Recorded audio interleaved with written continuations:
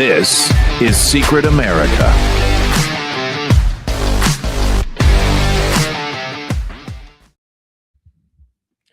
Welcome, everybody. I'm Jack Danger along with Jay Gatling, and we have a lot to talk about. We also have a very special guest, future Minnesota Congresswoman Dalia Al-Aqidi. She is going to join us in just a few minutes. But first, Jay, there is some some crazy things that have been happening in Minnesota, and not just what people think. There's a whole lot more. Like, for instance, did you know? I know you know about what happened with Alex. I don't know if you say pretty or pretty. How does it go, Jay? How's it pronounced? I'm gonna say pretty. So you got Alex Pretty and Renee Good. So you got Pretty Good. What's happening here? You know, or not good and not very pretty, because the situation is neither. Insane. Okay, so the first thing we got is according to Nick Sorter, Gregory Bovino has been relieved of duty as commander at large of the U.S. Border Patrol. Now, just so everybody knows, he has not been fired. He was relieved, according to Nick Sorter, relieved as commander at large, meaning he's no longer the commander of the U.S. Border Patrol nationally, and the U.S. Border Patrol is actually eliminating that position, is what they said. Jay, do you know anything more about it, or have you heard anything else? Basically the same thing, Jack, and whatever I've heard I don't like. Yeah, no, it doesn't sound good at all. And it would be them bending the knee to the mob, which doesn't make any sense to me. But I think it has a lot to do with his, I don't know. It's just, I think that Trump is backing off a little bit on the mass deportation thing because of what it's going on. And I think Gregory Bovino wants full steam ahead. That's what I'm hearing is the friction there. You know, he doesn't want to back off, not even a little bit, which is understandable. I wouldn't either, but apparently, I guess Tom Homan is taking over for him. But yeah, there's a misconception. But now, even that's being flip-flopped, Jay, because apparently, first they said Gregory Bovino and some other agents were going to be leaving Minnesota. But now we just heard breaking news that they are actually going to be staying in Minnesota, that it's a fluid situation, according to Mario Narwhal, or however you say his name. It's a fluid situation, Jay. Yeah, well, we'll see. I just don't, again, the messaging here is not great. I don't even like the fact that, and I'm with Gregory Bovino, full steam ahead. In fact, triple down. This is when you triple down. You don't bend the knee to the left, especially when you didn't do anything wrong. I don't see anything done wrong here. The only person, again, that did something wrong here was Alex Pretty, the only one who decided to fight with law enforcement while he was armed. And I've been framing this, Jack, as you know, as a suicide by cop. So what would you say if I told you that Alex Pretty has a GoFundMe that surpassed $1.2 million? Not surprised whatsoever. That is exactly what is happening. He has a GoFundMe, according to TMZ. It has surpassed $1.2 million in donations, including one $10,000 donation from apparently a hedge fund billionaire, Bill Ackman. Oh, yeah, Bill Ackman. He's a big dude. He's out there. Yeah, but why would he donate to Alex Pretty? Is he a Trump supporter or a Trump TDS person? He's been back and forth, Jack. He's been back and forth, and it's kind of the guy. He's kind of, I guess, a Republican. He blows with the wind. You know, a lot of these Republicans, they blow with the wind. Like, a lot of them are caving already. And yeah. I said it yesterday as soon as I heard Maria Bartiromo, morph into a progressive Karen on the air. I said the Republicans are now going to take the off ramp. A lot of them, the rhinos, are going to take this off ramp, to basically undermine President Trump, and that's exactly what we're seeing. Well, the crazy thing is, let me tell you why there's a lot of bad things going on in Minnesota. I want to show you something, Jay. I want to show everybody something. I want you guys to see this, because this is apparently the kind of things that go on in Minnesota. So I want you to see this. Check this out right here. This is Representative P.M. Altendorf coming live at you from the Minnesota State Capitol.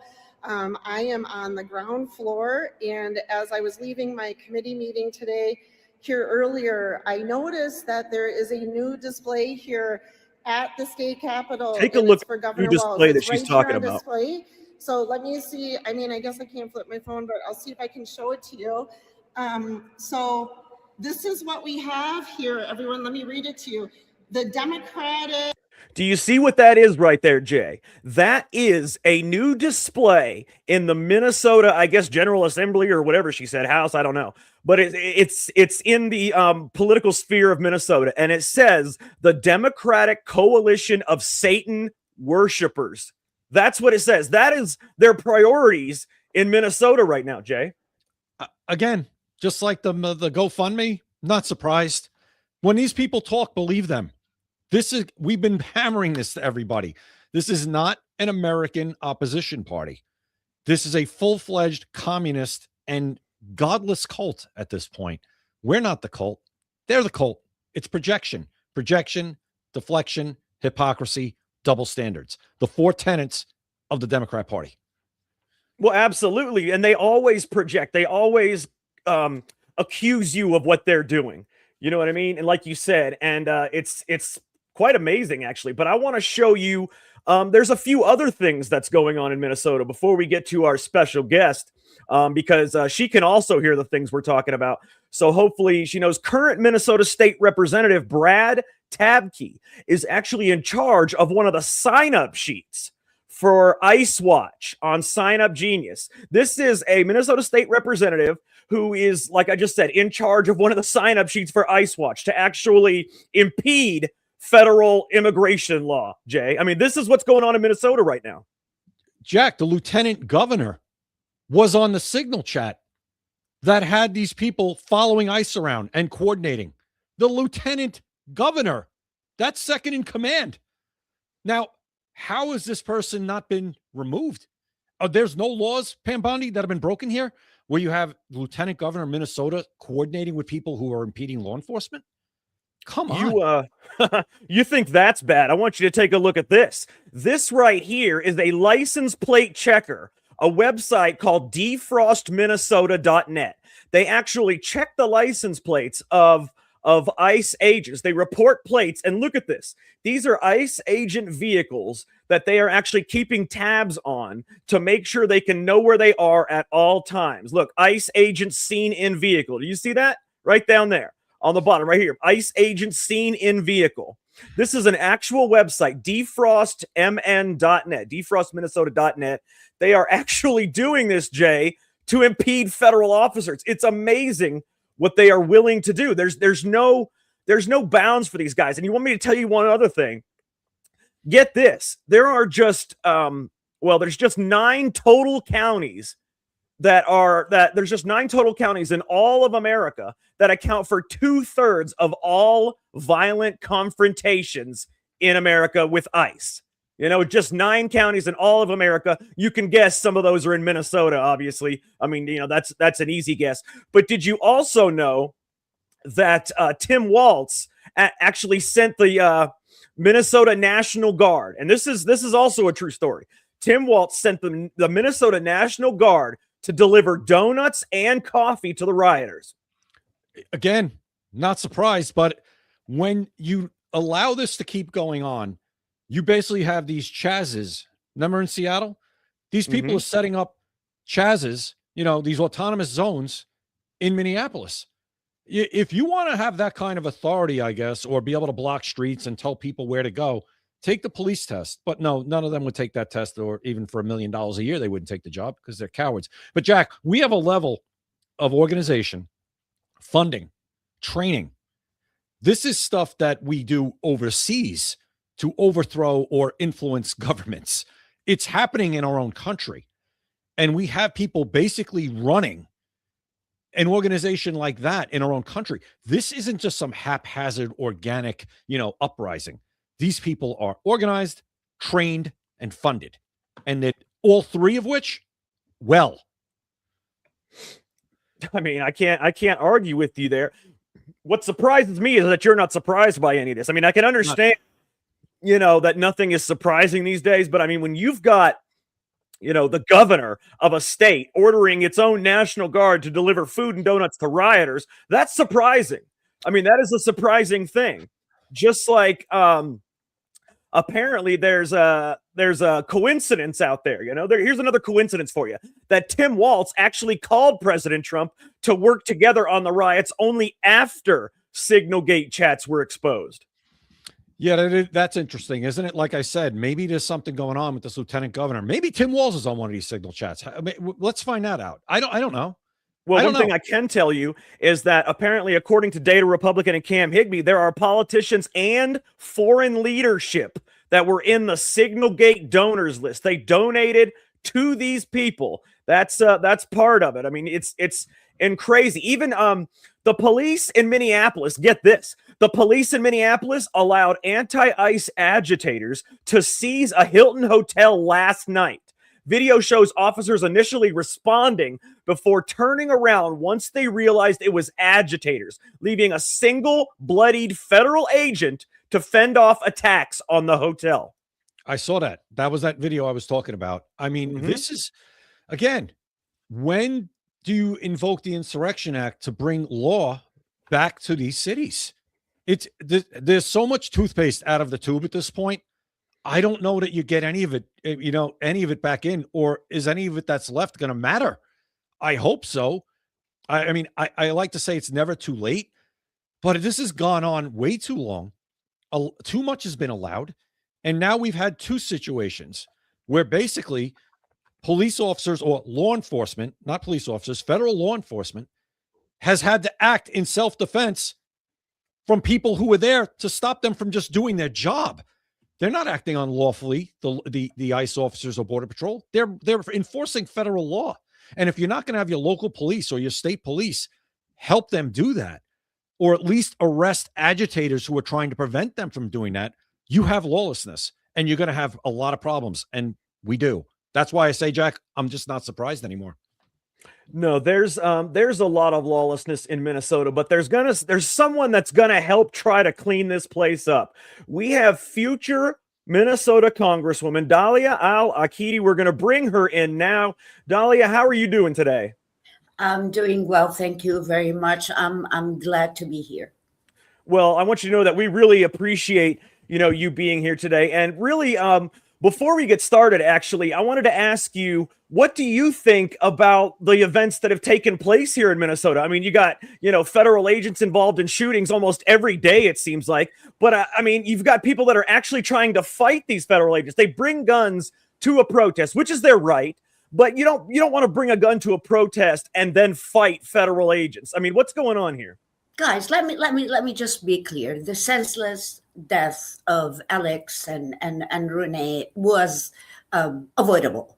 Mm-hmm. But this is what happens. Everything that we're seeing now is a political stunt by our local leaders. This is what happens when you have, as Jay mentioned, Lieutenant Governor who tells the protesters, put your bodies on the line. This is what happens when we have a governor that puts law enforcement against each other. This is what happens when we have a mayor that needs to grow up and wash his mouth. This is what happens when we have a representative who screams defund ICE, just like in 2020 when she screams defund the police, and we were destroyed by crimes and by riots. And what happened in this hotel, just exactly what happened in Minneapolis in 5-6 years ago in the 3rd precinct. And if we're talking about Walz, maybe Walz on these groups, I'm 100% sure that his daughter, because she doesn't hide it, his daughter is one of the organizers. These people are well organized. They remind me of Hamas. They remind me of these terrorist groups, and I'll tell you why. Because they don't give a damn about what happens to these people. They don't give a damn about how they mobilize these people and send them out. Let me tell you, I live about less than half a mile from what's happening now. I see these in my streets. That these are instructions, what to do, how many times you need to blow your whistles when you see an ICE, what numbers do you need to call. These are whistles, these are money. Just to clarify, those are the whistles that we see when I've seen videos of vehicles doing donuts, doing donuts around ICE agents and blowing those whistles. That's the kind of whistle that they're blowing. And it has a phone number. That's when you call and they have their own apps, and these whistles have phone numbers, and then they tell you exactly. I can take photos and send them to you. Yeah, They listen, tell you- Dalia, I've been saying that this, and I've labeled these people as DCF, Democrat cannon fodder, because that's what you just said. They don't care what happens to these people. These people are a means to their end, just like Hamas, just like when they use human shields. That's basically what's going on here. And this Alex Preddy, he basically just made the ultimate sacrifice for their cause. That they don't 100%. care. They could care less about Alex Preddy. Yeah, they say, oh, we're heartbroken. And we are heartbroken because we are the law-abiding people in this district. We are the taxpayers in this district. We don't want to be blamed for all these crimes. But let me tell you, there is something very important. There is the alliance, that green-red alliance between the political and radical Islamism and between the DSA and the far left, the socialists. These people, this is not a new alliance, and we've been talking, especially from my perspective, because I'm a journalist and I've worked with think tanks for 37 years, especially about radical and political Islamism in the West. So these two forces have been together, have been working together for the longest time, and their goals, maybe they have different views and different beliefs. However, they share the same goals to destroy this country. And when we talk about it, and when someone like me, people would tell me, oh, who cares? People don't understand how dangerous radical Islamism is. And they are infiltrating our system, not only in the United States, but in the West in general. Look what's happening in England right now. No, you are absolutely right. And I'm glad you brought that up, because that brings me to my next question. So your name is Dalia Al-Aqidi. You are Muslim, and for a lot of people that are afraid of, I want to say afraid of maybe electing a Muslim because they're afraid of Islam, but people don't realize that those two things can be separate. They don't have to be the same thing. So can you just tell everybody what is your stance on Islam? And just so everybody knows, she is actually going to be running against Ilhan Omar in Minnesota's 5th congressional district. As long as you beat whoever your opponent is, I don't remember his name. You're going to beat him anyway, so it's fine. But as long as you beat him, you'll be running against Ilhan Omar. So that's why these questions are extremely important, because she's a Somalian, I think, extreme radical extremist. And you political Islamist. She was groomed by CARE, the Council on American Islamic Relations, the front of the Muslim Brotherhood. And I cannot wait to go in Congress and push to designate the Muslim Brotherhood as a terrorist group in the whole country. Why haven't they been designated as a terrorist group right now? Trump says he's going to do it, but it hasn't been done. Not yet, but there are designated as terrorist groups in 2 states. Yeah, certain states they are, but exactly. We need to have a national designation once and for all. And for years and years, probably people don't know that the Democrats have been against it for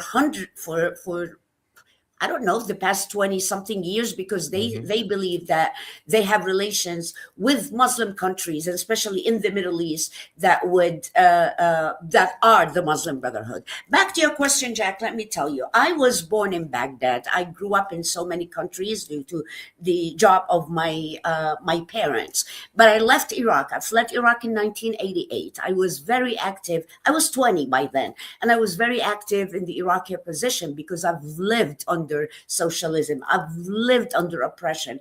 I've lived under a dictatorship, and I understand a narrative like Ilhan Omar's, the consequences of what she's doing, which is hatred and division and wars. I came to the United States in 1993. I was in Saudi Arabia working with the Iraqi opposition to topple Saddam Hussein, and I met Chris Stevens, who is or was the U.S. ambassador that was killed in Benghazi by radical Islamists. He was my friend. He convinced me and my family, and he made it possible for us to move to the United States in 1993 legally, after being well vetted. That's why I support legal immigrants. Yes, I'm culturally Muslim. I'm trying to put everything in. No. I was just going to say, it sounds like you're the perfect person to be in Congress. I mean, you're somebody that's lived under a dictatorship, lived under socialism, lived under oppression, and you came in legally as an immigrant. That sounds like somebody that's perfect for Congress. Look, guys, I didn't come here to import all the radical ideas and terrorism from what I left. I'm not saying that what I left, I still have my roots there, and I respect that. But I fled that because I was under threats. There was a death sentence against me from the court of Saddam Hussein, the Ba'ath courts, when I was 20, because I dared to dream. When I took my oath, I took it seriously. I pledged to defend the United States against all enemies, and that's what I'm doing. And that's why I chose to defend Minnesota against people like Ilhan Omar, against the DSA, and against everybody who wants to turn the United States to a socialist country. And I'll say this, it's funny. I'm going to kind of say this. It's like when you have somebody say it moves from a blue state like New York and moves to Florida, you say, don't bring your politics with you. If you want to move, that's fine. But you're moving for a reason. You are the perfect person to say, I left that and I know exactly what it's all about, and I don't want anything to do with it here. And in fact, I'll fight tooth and nail to stop it from coming here, while Ilhan Omar is the type of person that moves from one place where it's awful and then goes to some place where it's better and then tries to make it awful. You're the opposite. You're the smart one. 100% under the pretext of human rights, and that's what she plays on the minds and of the liberals, that she champions the victim card. I'm a victim. She's not a victim, by the way. Her dad was part of the genocide in Somalia. He was a general there. She's not a victim that she ran away from that. But beside this, that's what she plays, the victim card. She said, oh, they hate me. Republicans hate me because I'm a Muslim. Republicans hate me because I'm a woman. Republicans hate me because I'm brown. Now we have different colors like brown, which to each his own. Republicans hate me because I'm Muslim. Well, guess what? I am a Muslim. I'm not white, as you can tell. I am a woman, and actually I am an Arab American, and I'm a Republican, and that proves that the GOP is the party of inclusion. And what she's saying and what the left is saying is just they claim because they have nothing else to do. You're absolutely right. And I want to ask you, I don't know if you want to divulge this information or not, but how do you plan to go about winning the 5th congressional district? Because you've got the Somali tribes there. Obviously, you've got the white liberal women, which are absolutely the scourge of America right now. I mean, they are just, oh man. But so what is going to be your message? Because I mean, it's hard because actually even with them, because they're 18, they're probably about 20%, and the Somalis are about 10. So that's only 30%. If everybody votes, you would most likely win.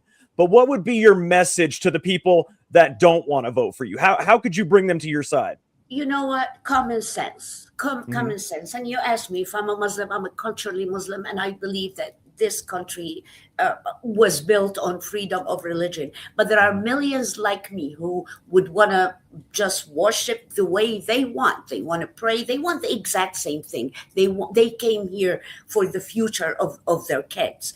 But people in general, and Americans in general, they're too scared of Islam because they do not know the difference between Islamism and Muslim as exactly. This is very important. And the narrative of the radical and political Islamism and the Muslim Brotherhood, led by the Muslim Brotherhood, that if you criticize that religion, it means you are an Islamophobe.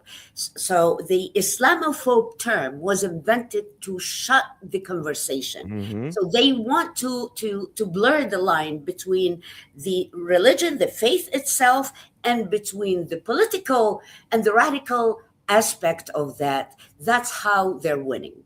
So my main issue, first of all, we have local issues that we're suffering from in our district: high taxes, the cost of living all these. But there's an important issue that I truly believe it will play a big role in 2026, which is immigration reforms.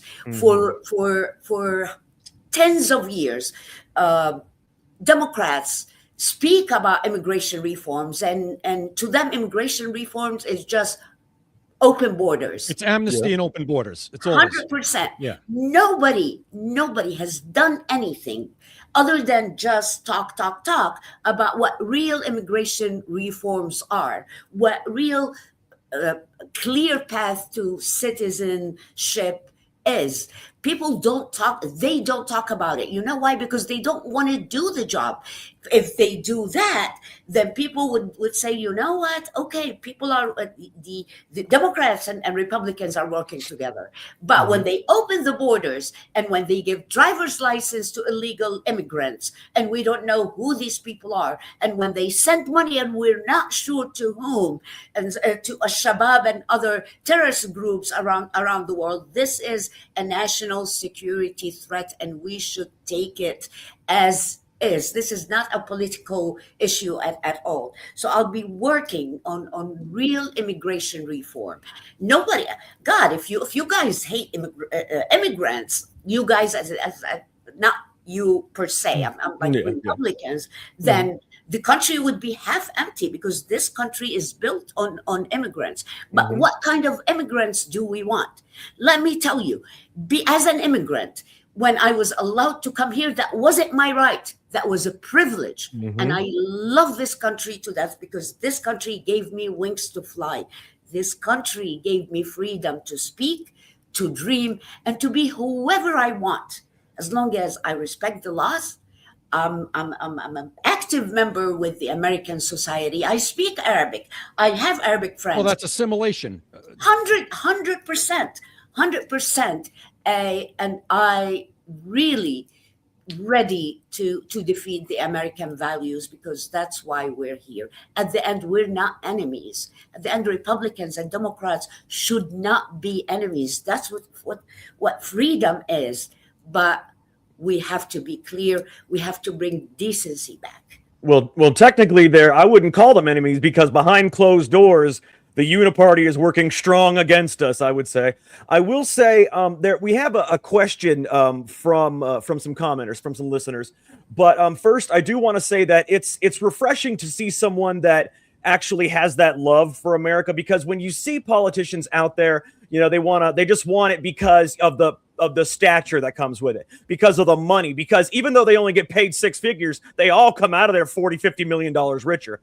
But so I just wanted to say that it's refreshing that's the case, because I think a legal immigrant is one of the best people to have in Congress, because they know that it's a privilege. They respect everything, because they've gone through it all to get to where they are, to want to be in America. But I have a question, though, real quick. Someone wants to ask you something about some of the radical Islamist faith. Now, why do you think that they pray in the streets rather than in their mosques? They stop traffic, they interrupt the life of others, but nobody ever stops them. Nobody pulls them out of the street. They don't get arrested.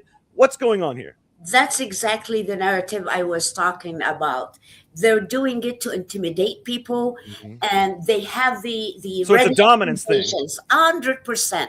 But this is not everybody. These are the people that are brainwashed by the bigger machine, the bigger NGOs. The people that understand exactly what human rights are, and understand exactly, and they, under the pretext of all this, because they understand the Western culture, and they understand our laws, and they understand our Constitution.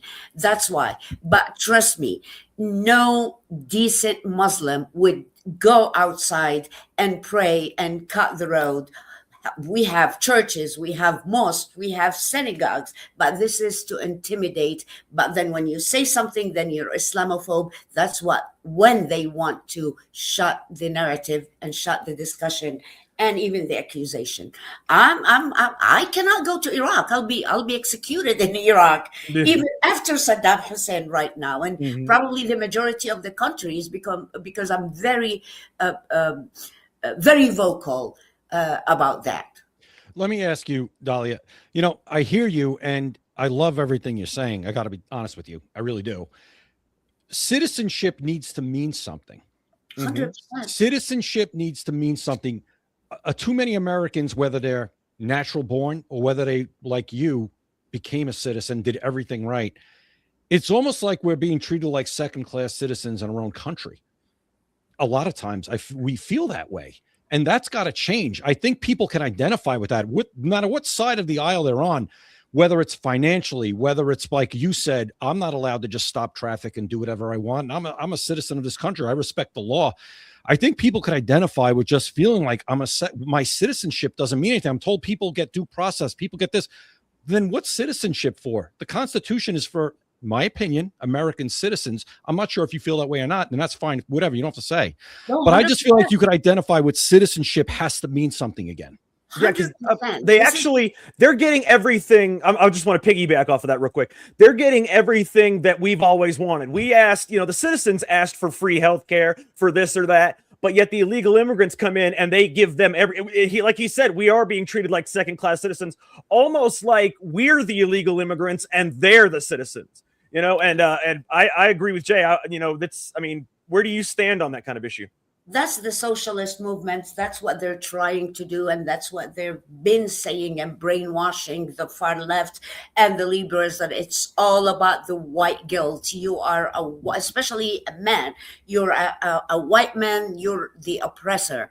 And that's the narrative that we see and we hear outside in Minneapolis. They want you to believe in that, and yet they scream freedom and they scream human rights. This is the narrative that it's working so far, but that's what they feed Antifa, and that's what they feed the far left and the DSA, and the DSA is the most dangerous movement in the United States. If we don't confront it, we're going to go back to Soviet Union, and even socialists in the Soviet Union failed, and in Eastern Europe failed. But people need to understand, and I believe that Americans do not appreciate that freedom and do not appreciate the system. That is exactly right. And that's why I think we need somebody like you in there. In fact, we need multiple people like you in there, because you know what it's like to actually live under socialist rule and the oppression. A lot of these people, they need a dose of reality. And I think they're going to get that in New York and Seattle, because both of those now have socialist mayors, but they're actually communists, because Vladimir Lenin famously said that the goal of socialism is communism. So apparently, the mayor, Ma'am Dami in New York, I don't know the mayor's name in Seattle, but she's also a socialist, which is, leads to communism. So I think you're right. They need a dose of reality. They need this to wake them up. But I don't even know if that would wake them up, because they're so far gone. And the globalist cabal is using Islam as a tool to destroy countries like America, like, the UK and England and all these other places. They're using Islam, but then they're also using the liberals in those countries also, because like you said, they have the same goal. It doesn't matter how they get there. They're going to work together. Well, really don't even work together. They just work separately, but they have the same goal. They work together. No, they do work together. They train each other. They have the same logbook. They have the same ideas, the same, and that's why we saw ICE out, or F ICE, and then we saw the Palestinian flag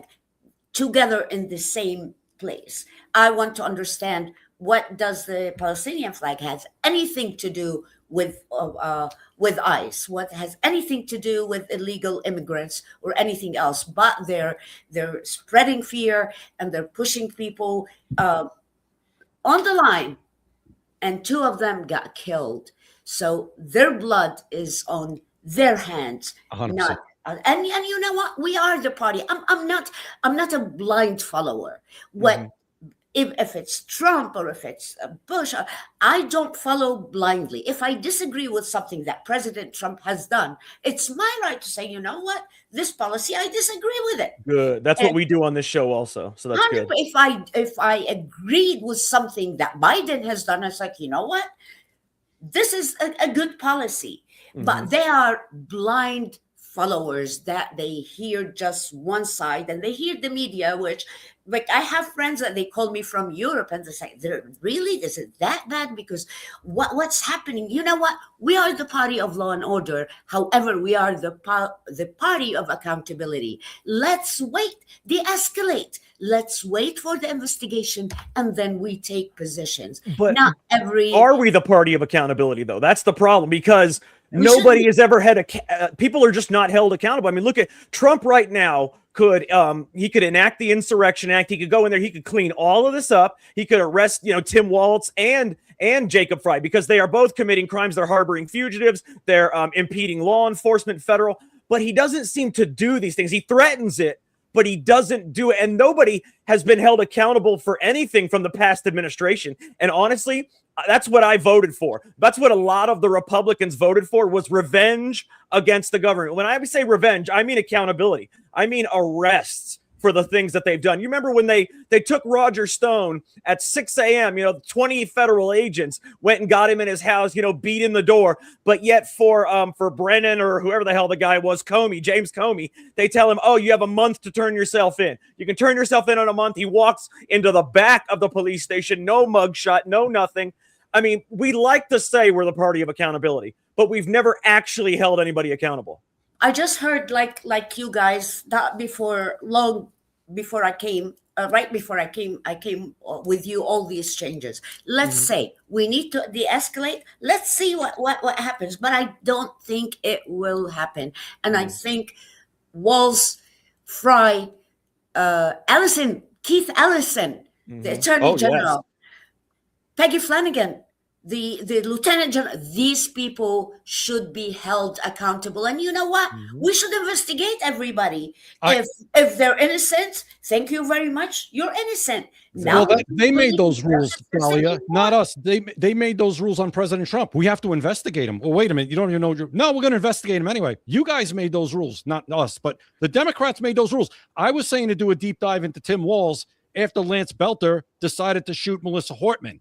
And when Lance Belter worked for Tim Walz and all the other things that went on with that. I was saying investigate Tim Walz then. And then we find out about all this fraud. And now we find out what he's doing with the police and not letting them do their job to at least defend ICE from being attacked. So Tim Walz needs to be investigated, and there's grounds to investigate Tim Walz. This isn't just, a show me the man, I'll find you the crime like they did with President Trump. We have absolute reason to investigate Tim Walz. What do you think about that? 100%. And guess what we're not talking about anymore?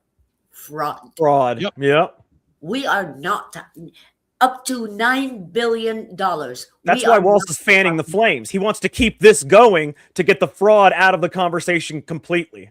But you know what? The Republican Party in Minnesota has been screaming fraud for years and years. Now we're kind of glad that at least the country is looking at what's happening in Minnesota. Can I stop you right there for 1 second, real quick, Dalia? You have somebody like Tom Emmer, who's a very prominent Republican in Congress. Why hasn't he been banging the drum? I'm not going to just pick on him, but in general, why hasn't the drum been banged on louder so the rest of the country could have said, wait, what the hell's going on in Minnesota? He has been. We haven't heard it. But nobody listens. Nobody listens to us. And let me take you back, Jack, to what you asked about what are you going to do here? What we're doing here, the 5th District is not only Minneapolis. It's Minneapolis and few other suburbs. Is St. Paul in there too? Or? Not St. Paul. No. Okay. We're, closer suburbs, Gotcha. like St. Louis Park, like Brooklyn Park. But our main problem is in the city of Minneapolis, and it's the biggest one. What we're trying to do, because it's mainly blue, it's very blue. What we're trying to do, I'm going to take off my candidate hat and I'm going to put my activist hat. And let me tell you, I am as a Republican, I'm a chair of my Senate district here in Minneapolis. Very nice. What we did 3 years ago is we have 5 Senate districts in the city of Minneapolis. What we did is we joined these 5 Senate districts to be to have more power, a little bit of power Mhm. into MRP, Minneapolis Republican Party, which is part of the Minnesota GOP. But what we're doing now, because we're sick and tired of people saying the 5th District or Minneapolis is a lost cause. It is a lost cause because we allowed it to be a lost cause. What we do in MRP, we try to bring young conservatives, young Republicans. We are trying to make, we're started to make noise. We help each other. We try to recruit local candidates from the school board to city council to all these. We are making present for a change in Minneapolis. And I truly believe in the power of organization and mobilization. We need to mobilize people to go out and vote. That's what we're doing, and we are doing a great job. Okay, she won last time. I gave her a hell of a fight, and You did. a hell of a fight in 2026. Enough is enough. We're not going to be quiet, and we're not going to let the DFL and the DSA bully us, Republicans and conservatives in this district. Just so everybody knows, you got almost a quarter of all the votes in a heavily blue district. I mean, an almost all blue district, and somehow you still got 25% of the votes, and it's going to go up this time. If we get 5 more, if I get 5 more in Minneapolis, the Minnesota would flip red. We have the votes here. We need people. First of all, I cannot do it alone. No. I cannot do it alone. I need all the help. I need all the donation. I need people to go out and door knocking with me. But I have the name recognition from 2024. I have a base of 86,000 people. And then we're working so hard to bring her down enough. Well, after this, we want to actually have you after this. Before we end, we want to actually have you tell people, where they can donate and how they can get involved with you.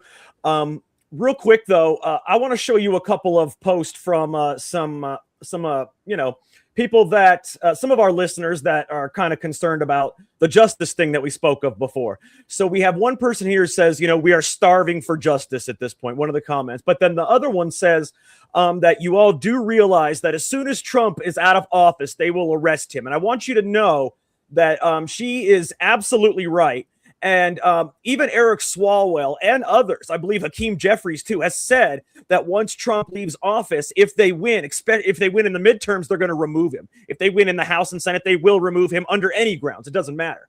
But if they win the presidency, they are going to go after every Trump supporter, everybody in the Trump administration, and definitely every Trump congressperson. So I know that you are a supporter of Trump's, but at the same time, do you worry? I mean, because people want to say, oh, no, we don't want to go after certain people because we don't want to be arrested afterwards. But they've already said they're going to do this anyway. They've said they're going to target Trump administration people. They are going to target, and I don't even see how it's legal to say these kind of things as sitting Congress people like Eric Swalwell, but they said they're going to target Trump supporters, Trump administration. And I think that's making Trump and others a little wary to try to do anything, to try to bring any justice or accountability. I don't think they understand that it's going to happen regardless of what they do. So maybe try to preempt it. What do you think? I think that we need to work so hard to avoid that, to close the door and let it happen in 2026. Mm-hmm. But we're I think we're lucky because they're not hiding it. They tell us exactly what they want to do. Yeah, believe these people when they speak. Oh, they're not lying. I mean, We're lucky that they tell us exactly, so we don't keep wondering. That's why I love the fact that you're going after this district again. I don't think that we should give up on any district in this country. Oh, it's a blue district, we can't win. That's nonsense. Even if it's an uphill battle like you have, you go for it. You put your message out there, and you at the very least, maybe make them hear other people and be like, I guess 100% of the people don't like me, and I better maybe come back to the middle a little bit, at the least, maybe. But no, you don't give up on a district, and what you're doing in this district, absolutely behind you 110%. And I love what you're saying. I love what you're saying. I really do. Thank you so much. I get very passionate when I talk about these issues, as you guys could tell, because this is a fight worth fighting for. This is Oh, a yes. battle. And I chose to fight for Minnesota. Some people, like before in 2020, 2024, they said, oh, she's an immigrant, she just wants to be in Congress. And I'm just telling people, oh, she's a rhino. I'm just telling people, hey, people, if I do want to be in Congress, I would have chosen a very red district, an easy district to run, not the hardest race in Minnesota and in the whole country. Well, that's why you should be commended for that race, honestly, because like he said, you're not running. People like Jasmine Crockett, you know, her seat's being cut. She's going to run to another district, probably a blue district, in order to get into the Senate or whatever it is. But to see you going back after the same district, that's the only way we're going to change things, because all the other Republicans, a lot of them, at least I would say most of them, will only go to red areas because they're afraid to, they're afraid to go after it. But see, the blue, they'll go after all red areas, like a Jasmine Crockett and others. But if they take over because we're not willing to fight them in their own districts, then it's going to be our fault. So it is very commendable what you're doing. We appreciate the fact that you're coming back in this race, and that's why we wanted to have you on here and try to help you as much as we could. I want to remind you, Newt Gingrich ran 3 times before he got there. So, so yes. And he ended up being Speaker of the House, yeah. 100%. So yes, we're working together. Please, Dalia for Congress. Dalia without an H. Don't ask why, because I don't know. DALIA for Congress.org. I need all the help. Is that the number 4? No. Okay, good. So Dalia for Congress.org. Please reach out. Please, we Republicans, we conservatives in Minnesota and Minneapolis need your support. Jack, I just want to ask Dalia 2 quick questions I'm getting from people that are sending me messages. They love what you're saying. Quick answers, real quick. One says, how do you feel about Muslims? How do Muslims feel about people who won't assimilate? That Muslims who come who won't assimilate? How do you feel about it? And I'll ask, how can you maybe get through to them to say, no, you can have your culture, you could have your religion, but you need to assimilate to the United States. You need to make it clear that United States is your country now. This is the country you will defend. And the other question is not the right word. Adapt. If you are here, adapt is a good word. You have to adapt to build bridges. We need to build bridges for these communities. And you know what? We'll say, if you hate it, nobody's stopping you from leaving. That's true. If you hate this country, if you hate the different religions, doors open.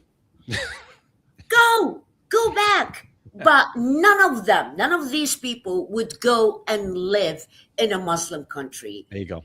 After living here. And I know it because I'm a woman. I know it because I understand the radical Islamism. The whole gays for Palestine thing, Dalia, the whole gays for Palestine thing blows my mind. It's can you believe that? I've met a lot here, and I asked them, I was like, do you know if you go to Gaza right now and you're screaming from the river to the sea, you will be thrown from buildings if you go to Cairo. They don't get it. It's like, oh, we don't care. We're living here, but you're turning here to there, and this is a big problem. And let me just tell you one thing. In 2014, I've been a journalist for 37 years, so I covered when ISIS entered the city of Mosul in Iraq and started persecuting Christians. I went on air. And thank God, everything you can verify it online.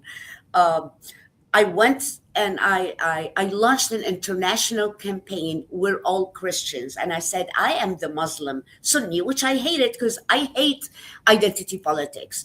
I will wear the cross around my neck until every Christian goes back to their villages and cities, not only in Iraq, in the Middle East. And I'm still wearing it right now because still Christians are being persecuted.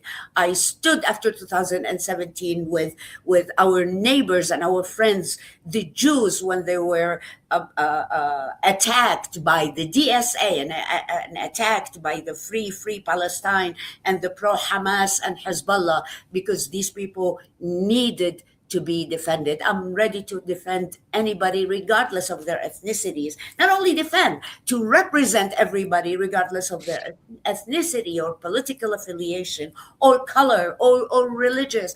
These are small things. I believe in this country. I believe in the Constitution, and I am willing to serve every single one, including the Democrats, and because these people need a true representation. Ilhan Omar doesn't represent all the Democrats in our district. She represents a faction of the Democrat. They need to be represented as well, and that's why a large number of the moderate Democrats voted for me in 2024. Absolutely. One thing, what do you think then about Congress people with dual citizenships to other countries? I mean, what do you think about their alliances or their loyalties to America? Senator Bernie, I think, submitted. There is a talk about it, and I feel very strong about. I agree with that. If you are in a country, and I'll tell you why. So, if you are in a country and you have dual citizenship and you want to be in public office, you want to be an official, then you need to have one citizenship. I know that because I've covered many cases in the Middle East and many cases in Europe where big officials and public servants were corrupt. They committed crime, but they were saved by the second citizenship. And law, you're American, you're allowed to have dual citizenship. But if you want to serve in the government, if you want to be a public servant, denounce the other citizenship. Agreed. That's Agreed. how it should be. I agree. Very good. Well, my wife is listening. She says she wishes you would come to New York and run here. But anyway, another question somebody said, who is the best human that you try to emulate? Who's like somebody you look up to in political life or just life in general to get where you are now, who maybe formed the views you have? Oh my God, that's the hardest question I've ever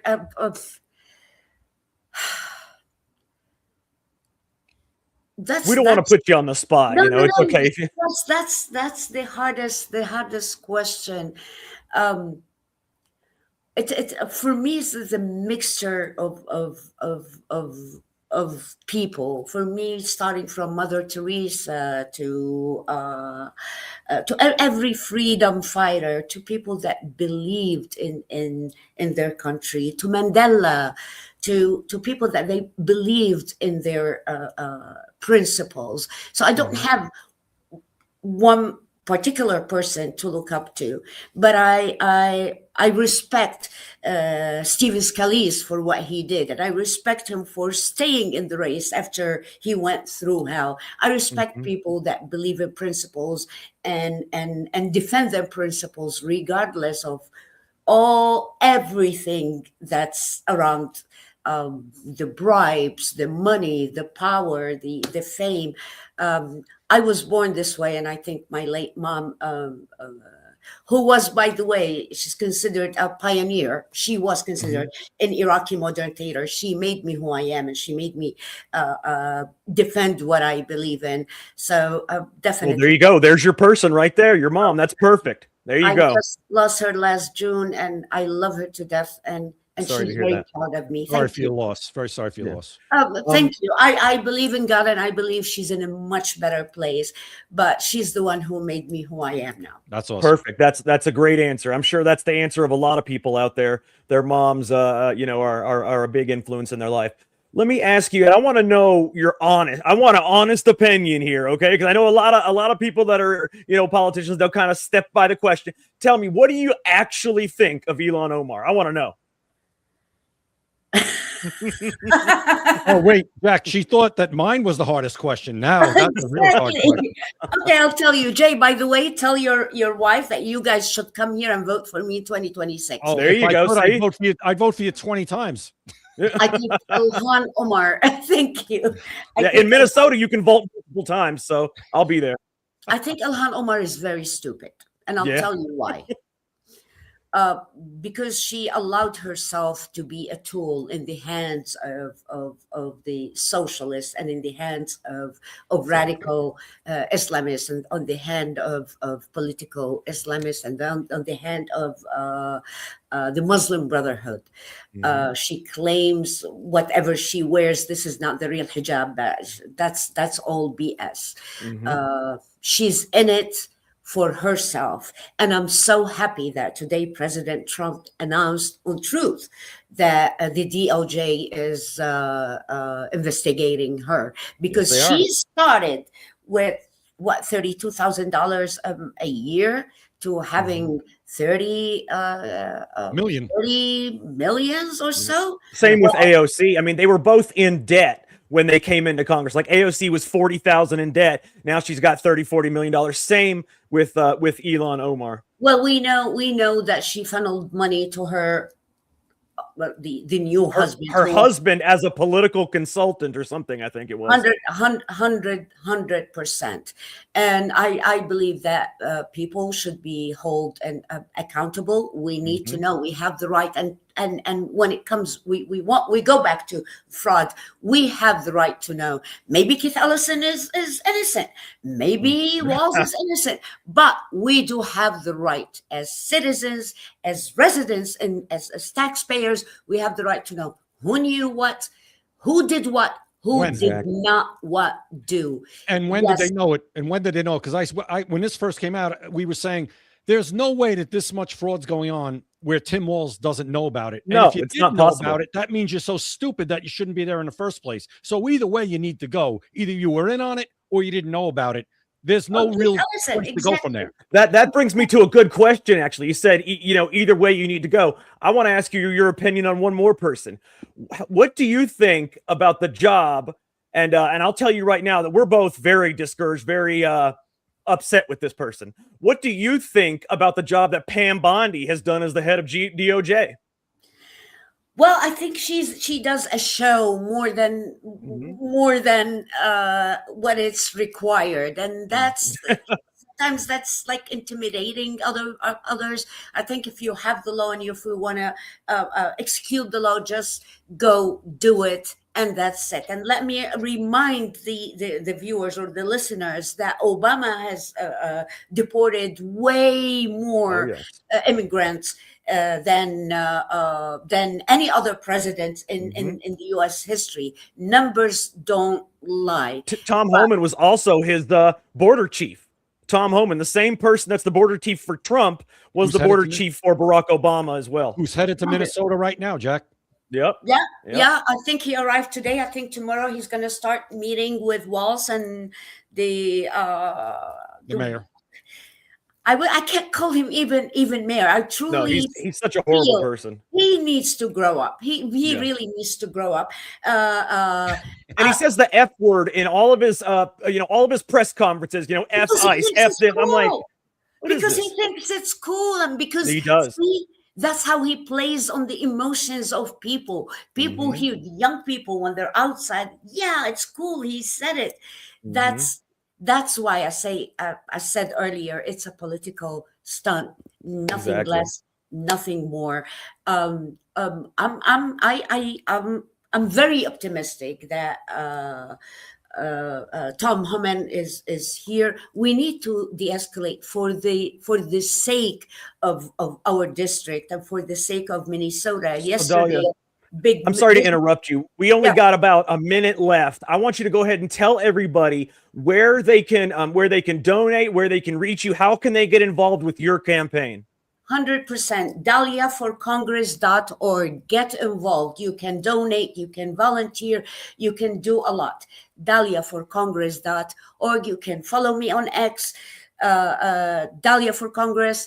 And please reach out. That's number 4, right? On X, it's Dalia number 4 Congress, right? Yes, on X, it's Dalia with the number 4 Congress. On the website, it's Dalia 4 FOR Congress. Gotcha. So make sure you definitely go to Dalia FOR Congress, Dalia for Congress, and get involved. You know, this is the kind of person that we need in office. If we don't get her in office, you're going to have another 2 years of Ilhan Omar, who's going to just, you know, continue to raid the coffers of, you know, American taxpayers, when you got this person who genuinely wants to be there, wants to make a difference. Dalia, I want to thank you for joining us. Thank you so much. Too bad 1 hour is not enough. Please invite me next time. Oh, listen, oh, we would love to have you back on. You win that primary, we are going to have you back on, and we can't wait to hear you and see you debate Ilhan Omar. Thank you very much. I appreciate it. And thanks for everyone who listened. Please help. Yes, definitely. Go to daliaforcongress.com. That's Dalia without an H, DALIAFOR Congress.org. Excuse me. .org. DaliaForCongress.org. Excuse me, people. Oh my God, my campaign manager is going to kill me. DaliaForCongress.org. Just make sure you go get involved. Even if you don't go there, at least donate. Do something to help an American that wants to be in Congress for the right reasons. So thank you all very much. Thank you, Dalia. For Jay Gatling, I'm Jack Danger. Thank you for watching Secret America. You've been listening to Secret America.